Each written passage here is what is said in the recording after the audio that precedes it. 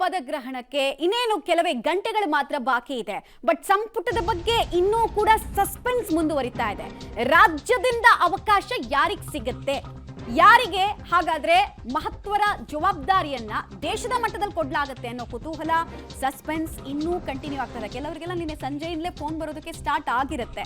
ಕೆಲವರು ಅದೇ ಖುಷಿಯಲ್ಲಿರ್ತಾರೆ, ಕೆಲವರು ಅಂತಿಮ ಕ್ಷಣದ ತನಕ ಪ್ರಯತ್ನವನ್ನು ಪಡ್ತಾ ಇರ್ತಾರೆ. ರಾಜ್ಯದಿಂದ ಮಂತ್ರಿ ಮಂಡಲದಲ್ಲಿ ಸೇರೋರು ಯಾರು, ಜಾತಿ, ಪ್ರಾಂತ್ಯ, ಹಿರಿತನ ಹಾಗೂ ಎಕ್ಸ್ಪರ್ಟೈಸ್ ಇದೆಲ್ಲವನ್ನ ಕೂಡ ಪರಿಗಣನೆಗೆ ತೆಗೆದುಕೊಂಡು ಮಾನದಂಡಗಳನ್ನ ಪ್ರಯೋಗ ಮಾಡಿ ಯಾರಿಗೆ ಅವಕಾಶ ಸಿಗುತ್ತೆ. ರಾಜ್ಯದ ಆ ಲಕ್ಕಿ ಎಂಪಿಗಳು 3 ಅಥವಾ 4, 1+3 ಅಥವಾ 1+2 ಅನ್ನೋ ಕುತೂಹಲ. ಅದರಲ್ಲಿ ಬಹಳಷ್ಟು ಪ್ರಮುಖರು ಯಾರ್ಯಾರು ಅಂತ ನೋಡ್ತಾ ಹೋಗೋದಾದ್ರೆ, ಹಿಂದೆ ಮೋದಿ ಸಂಪುಟದಲ್ಲಿ ಸಂಸದೀಯ ವ್ಯವಹಾರಗಳನ್ನು ನಿಭಾಯಿಸಿದಂತಹ ಪ್ರಹ್ಲಾದ್ ಜೋಶಿ ಅವರಿಗೆ ಅವಕಾಶಗಳು ಒದಗಿ ಬರಬಹುದು ಅಂತ. ಕಾರಣ ಅವರು ಮೋದಿ ಅವರ ಆಪ್ತ ಬಳಗದಲ್ಲಿ ಕಾಣಿಸಿಕೊಂಡವರು. ಆಮೇಲೆ ಅನಂತಕುಮಾರ್ ಅಗಲಿಕೆ ನಂತರ ಇವರನ್ನ ಆ ಸ್ಥಾನದಲ್ಲಿ ನೋಡ್ತಾ ಇದ್ದಾರೆ ಅಂತ. ಹಾಗಾಗಿ ಬಹುತೇಕ ಪ್ರಹ್ಲಾದ್ ಜೋಶಿ ಅವರು ಮತ್ತೆ ಮಂತ್ರಿಯಾಗಿ ಮುಂದುವರಿಬಹುದು ಅಂತ. ಮತ್ತೆ ಫಿಕ್ಸ್ ಆಗಿರ್ತಕ್ಕಂಥದ್ದು ನನ್ನ ಪ್ರಕಾರ ಇದು HD ಕುಮಾರಸ್ವಾಮಿ ಅವರು JDSನ ನಾಯಕರು, BJP ಮೈತ್ರಿಯಿಂದಾಗಿ ಅವರು ಕೂಡ ಈ ಸರ್ತಿ NDAನಲ್ಲಿ ಸೇರ್ಕೊಂಡಿದ್ದಾರೆ. ಸೊ ಹಾಗಾಗಿ ಕುಮಾರಸ್ವಾಮಿ ಅವರು ಒಕ್ಕಲಿಗ ಕೋಟಾದಲ್ಲಿ ಅವ್ರನ್ನ ಈ ಸರ್ತಿ ಕನ್ಸಿಡರ್ ಮಾಡ್ಬೋದು ಅಂತ ರಾಜ್ಯದ ಮುಖ್ಯಮಂತ್ರಿ ಆಗಿದ್ದಂಥವರು ಕೂಡ ಹೌದು. ಇನ್ನು ಮಾಜಿ ಮುಖ್ಯಮಂತ್ರಿ ಬಸವರಾಜ ಬೊಮ್ಮಾಯಿ ಅವರ ಪರವಾಗಿ ಪ್ರಬಲ ಲಾಬಿಗಳಾಗ್ತಾ ಇದೆ. RSS ಇಂದ ಪ್ರಬಲ ಲಾಬಿ, ಈ ಕಡೆ ರಾಜ್ಯದ ಪ್ರಮುಖ ನಾಯಕರು ಕೂಡ ಲಿಂಗಾಯತ ಕೋಟಾದಡಿ ಇವರನ್ನ ಮಿನಿಸ್ಟರ್ ಮಾಡಿ ಅಂತ ಕೇಳ್ಕೊಳ್ತಾ ಇದ್ದಾರೆ. ಸೊ ಇವ್ರ ಹೆಸರು ಕೂಡ ಮುನ್ನೆಲೆಯಲ್ಲಿದೆ. ಬಟ್ ಲಿಂಗಾಯತ ಪಾಲಿಟಿಕ್ಸ್ ನಲ್ಲಿ ಇವರ ಹೆಸರು ಮುನ್ನೆಲೆಗೆ ಬರುತ್ತಾ, ಕೊನೆ ತನಕ ಉಳ್ಕೊಳ್ಳುತ್ತಾ ಅನ್ನೋದು ಕುತೂಹಲ. ಅವರಿಗೆ ಕಾಂಪಿಟೇಷನ್ ಕೊಡ್ತಾ ಇರೋದು ಜಗದೀಶ್ ಶೆಟ್ಟರ್. ಯಾಕೆಂತಂದ್ರೆ ಅದು ಸೇಮ್ ಲಿಂಗಾಯತ ಕೋಟಾದಿಂದನೇ ಮೊದಲ ಬಾರಿಗೆ ಸಂಸದರಾಗಿರ್ತಕ್ಕಂಥವ್ರು. ಆದರೆ ಮಾಜಿ ಮುಖ್ಯಮಂತ್ರಿ, ಅನುಭವ ಇದೆ. ಹಾಗಾಗಿ ಬೆಳಗಾವಿಗೆ ಪ್ರಾಶಸ್ತ್ಯ ಕೊಡೋದಾದ್ರೆ ಜಗದೀಶ್ ಶೆಟ್ಟರ್ಗೆ ಆಗಬಹುದು. ಹಿರಿತನವನ್ನ ಕನ್ಸಿಡರ್ ಮಾಡೋದಾದ್ರೆ 5ನೇ ಬಾರಿ ಸಂಸದರಾಗಿರುವಂತಹ PC ಗದ್ದಿಗೌಡರ್ ಅವರಿಗೆ ಅವಕಾಶವನ್ನು ಮಾಡಿಕೊಡಬಹುದು. ಹೊಸ ಮುಖ ಅಂತಾನೂ ಸಂಪುಟದಲ್ಲಿ ಗುರುತಿಸಿಕೊಂಡಂಗೆ ಆಗುತ್ತೆ. ಸೊ ವೈ ನಾಟ್ ಅಂತ ಕನ್ಸಿಡರೇಷನ್ ಅಲ್ಲಿ ಇದ್ದಾರೆ.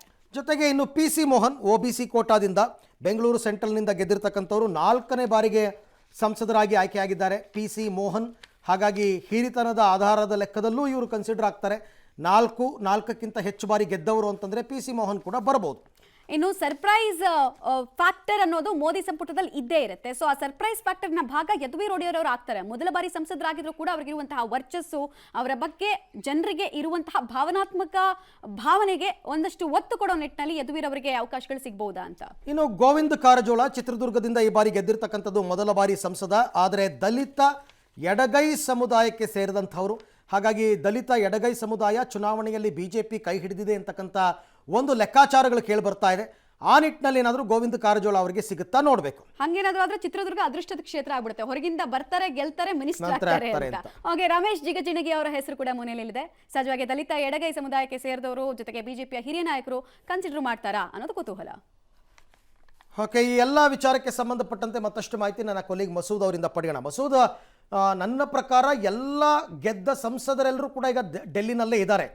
ಹಾಗಾಗಿ ಈಗ ಅವ್ರಿಗೇನಾದ್ರು ಕಾಲ್ ಹೋಗಿದೆಯಾ, ಏನಾದರೂ ಒಂದಷ್ಟು ಮಾಹಿತಿ ಬರ್ತಾ ಇದೆಯಾ, ಯಾರ್ಯಾರಿಗೆ ಅವಕಾಶ ಸಿಗ್ಬೋದು, ಮತ್ತು ಎಷ್ಟು ಜನ ಕರ್ನಾಟಕದ ಸಂಸದರಿಗೆ ಮಂತ್ರಿ ಸ್ಥಾನ ಒಲಿಬಹುದು ಅಂತ? ಅರವಿಂದ್, ಮೋದಿ ಅವರ ಸಂಪುಟದಲ್ಲಿ ಕರ್ನಾಟಕದಿಂದ ಯಾರೆಲ್ಲ ಮಂತ್ರಿಗಳಾಗ್ತಾರೆ ಅನ್ನುವಂಥ ವಿಚಾರ ಇನ್ನೂ ಕೂಡ ಬಹಳ ಸಸ್ಪೆನ್ಸ್ ಆಗಿ ಕೇಂದ್ರದ BJP ಇಟ್ಟಿರುವಂಥದ್ದು. ಎಷ್ಟು ಜನಕ್ಕೆ ಕಾಲ್ ಬರುತ್ತೆ ಅನ್ನುವಂಥದ್ದು ಕೂಡ ಇನ್ನೂ ಕೂಡ ಕಾದು ನೋಡಬೇಕು. ಆದರೆ ಮಧ್ಯಾಹ್ನದ ಹೊತ್ತಿಗೆ ಯಾರೆಲ್ಲ ಮಂತ್ರಿಗಳಾಗ್ತಾರೋ, ಹೈಕಮಾಂಡ್ ಲಿಸ್ಟಲ್ಲಿ ಯಾರೆಲ್ಲ ಇದ್ದಾರೋ ಅವ್ರಿಗೆ ಕಾಲ್ ಬರುತ್ತೆ ಅಂತಲೂ ಕೂಡ ಹೇಳಲಾಗ್ತಿದೆ. ಮಧ್ಯಾಹ್ನದವರೆಗೂ ಕೂಡ ಯಾರಿಗೂ ಕೂಡ ಏನು ಹೇಳಲಿಕ್ಕೆ ಯಾವುದೇ ಸ್ಪಷ್ಟತೆ ಕೂಡ ಸಿಗೋದಿಲ್ಲ.